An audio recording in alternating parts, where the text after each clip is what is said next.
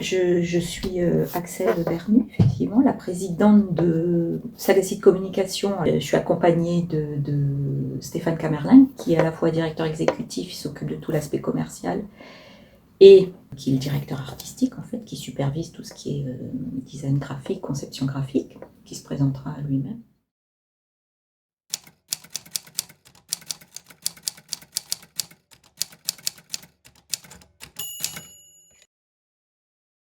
Axel, vous parliez de contenus éditoriaux tout à l'heure, pendant tout du long, et vous mentionnez l'importance du storytelling sur votre site internet notamment, et du coup, je me demandais en quoi le numérique a-t-il transformé votre manière de concevoir des récits éditoriaux ou des campagnes de communication?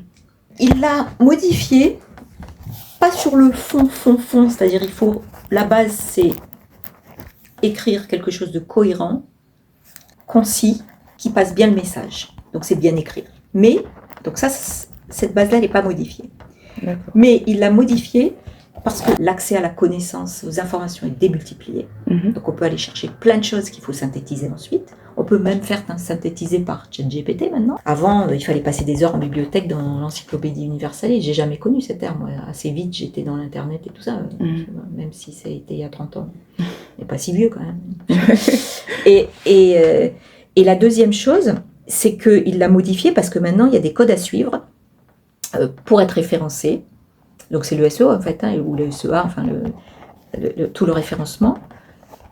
Je dois utiliser des mots-clés pertinents, je dois mettre des intertitres, scinder même si c'est long, on peut faire un texte long, mais il faut le scinder en paragraphes bien visibles, etc. C'est même mieux, on dit que Google est un obsédé textuel. Ouais. C'est-à-dire la plateforme, le plus votre site aura de web, le plus elle aimera en fait. Le plus elle aura d'informations. De texte, pardon. Le plus elle aimera parce que le plus elle aura de mots-clés, le plus elle aura de manière de... Alors, à force de faire ça, ça a fini par modifier ma façon d'écrire. Le fond reste le même, mais j'ai beaucoup épuré ma façon d'écrire.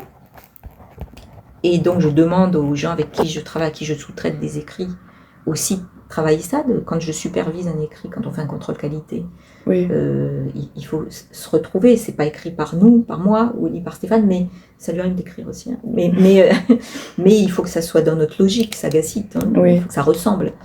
Moi, je suis très contente de la manière dont ça m'a fait évoluer dans mon écrit. Je suis beaucoup plus percutante maintenant. Je vais droit au but.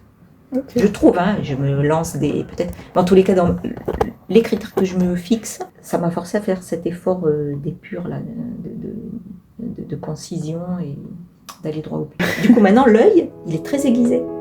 Quand je lis un texte, ou bien, là, ça passe.